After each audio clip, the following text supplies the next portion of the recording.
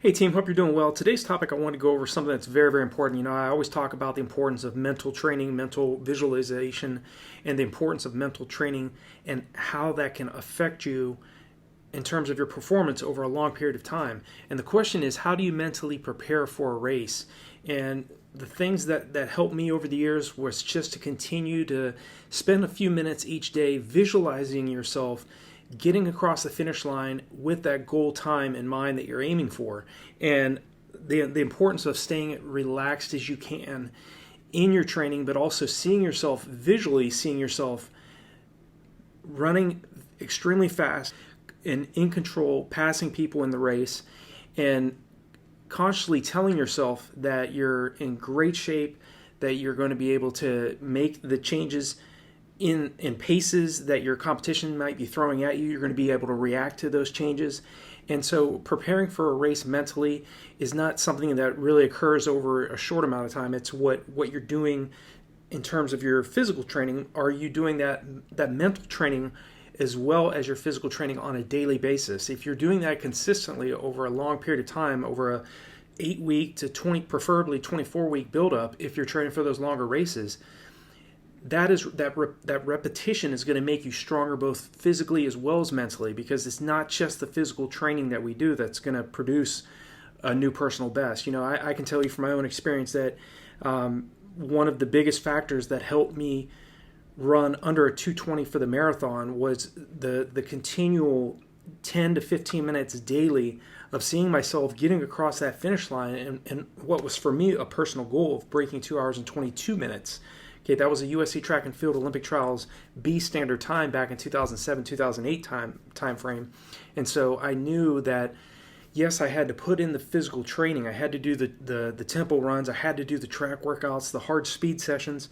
But I also knew that the best middle to long distance runners were combining both the physical aspects of preparation with mental training. And so mentally preparing for a race, if you're not paying attention to this, you're really shooting yourself in the foot. It's time, if you haven't done this in the past, it's time to start really taking this seriously, because it is so powerful to train the subconscious mind to do something that we want before it occurs. Okay, I was continually, even when I was a 2:43 marathoner and wasn't even close to breaking 2 hours and 20 minutes for the marathon, I always saw myself doing it in my mind. I always saw, I knew I was capable of doing it. And that continual repetitive mental visualization of seeing myself doing something that I knew was possible if everything worked together, but just seeing myself do it in my mind was a huge factor in terms of when I was doing the heavy physical training, but also combining that physical training with mental preparation. So I think this is a major mistake that a lot of runners make, in the fact that we spend so much of our energy on physical training and then overanalyzing and worrying about, have we done enough training, or are we going to measure up to somebody else's performances? When we start comparing ourselves to other athletes, that's kind of taken the mental energy away from ourselves and placing it on someone else. Again, focus on the things that you can control of, you have control of. Okay, you have control of what you're telling yourself, you have control of the amount of rest you're giving yourself after your hard anaerobic workouts. You're in control of the amount of sleep you're getting, you're in control of how much sleep you're allowing yourself to have. I know a lot of you out there are working busy schedules. I was in the military on active duty for over 20 years, so for me personally, I had to balance what I was doing. I had to make sure that and prioritize my time, and to make sure that if I was going to perform at the highest levels, at least in terms of my own physical and mental capability, that I had to make sure that I was following all the other fundamentals. And one of the most important fundamentals you can follow is mental rehearsal. Okay, it doesn't take a lot of time, 5-10 minutes a day, but make sure you're spending 5 minutes to 10 minutes a day on a consistent basis. If you're disciplined to get out the door and put in your long training, doing those tempo runs, getting out and doing the fartlek workouts, doing the hill repetitions, doing your track sessions, you're already disciplined enough to do that. So now you just need to implement an additional 5 to 10 minutes of mental rehearsal. And the best time to do this is when you first wake up in the morning or when you go to bed at night. And just like I said, it's a simple process. Just visualize yourself passing people, performing at the level that you're dreaming about and that you really want to occur in the race. Visualize yourself getting across the finish line, seeing that time that you've been working so hard, and that type of goal that you have that you think is impossible.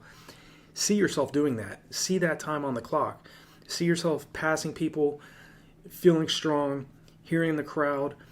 And this was one of the things that Billy Mills, the 1964 Olympic 10,000 meter champion, was talking about prior to the Tokyo Olympics. He was saying that he visualized himself over and over again winning the gold medal, and he was about 2 minutes slower than the best athletes that were coming into the Olympics. I mean, he was obviously an Olympian for the U.S. And he had to drop a huge chunk of time off of his personal best to be able to win that gold medal, and he ended up breaking his personal best by well over a minute, running 28 minutes and 24 seconds on a cinder track. And I look back at his video. I'll link it below this video as well so you can see what he says about mental rehearsal and how important this is. He just kept saying that I mentally saw myself, mentally went over the race in my head several times a day over my whole training cycle, and he accomplished what he wanted.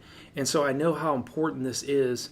And just going from my, you're free to look at the RunDreamAchieve.com website, go to the About page. You can see kind of my background in terms of how I started. But I started off as a 5:30, 1,600 meter athlete as a freshman in high school, and then worked my way to running 5:19 per mile for 26.2 miles.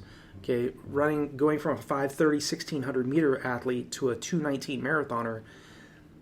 It's not even, it's light years apart. Okay, so you have to, and how that occurred was training on a consistent basis over several years. Okay, literally over a decade to be able to run that type of time. But it's just wherever you are right now in your running, if you're consistent enough with what you're doing and you prepare properly in terms of your physical training, but also your mental preparation, you're going to improve significantly off of your race times, off of your performances in training as well. If you go back and watch these other videos I've made about nutrition, about the long runs, about focusing on your, like I said, nutrition, in terms of glutathione, reading up on that and what that does for your cells, focusing on supplementing. You may need to supplement with iron as well. That will also help you improve your cells' ability to transport oxygen throughout the body. Okay, because if you're running low on glutathione and iron, for example, in terms of nutrition, it doesn't matter how motivated you are, you're really going to have a hard time performing at a very high level. Okay, so all of these things factor in, the mental preparation, the physical preparation as well. All of that goes into running a great time on the track or on the roads. So how do you prepare mentally for a race? You stay consistent on a daily basis, spending a few minutes each day with all the devices off. Focus 100% of your energy on mental rehearsal for a few minutes each day over a long period of time. Okay, over several, a 4-month block of training, 6-month block of training. Make it just as much a part of your regimen in terms of your physical preparation. Make that just as much of a part of your routine. And I promise you, when you go to start dropping your volume and you go to practice resting and hydrating well and getting proper sleep, you've put all of this together, it's going to produce a new personal best for you. So I hope this is helpful for you. Feel free to leave me a comment below if you have any other questions about mental training or anything else that's on your mind, as well as the resources below my videos that are there to help take you to the next level in your training. Feel free to go to RunDreamAchieve.com as well if there's any, if you're looking for a coach or if you're looking for a training plan or a running course. I've created those there to help really get you to the next level in your training. So wish you all the best, and I'll talk to you all in the next one.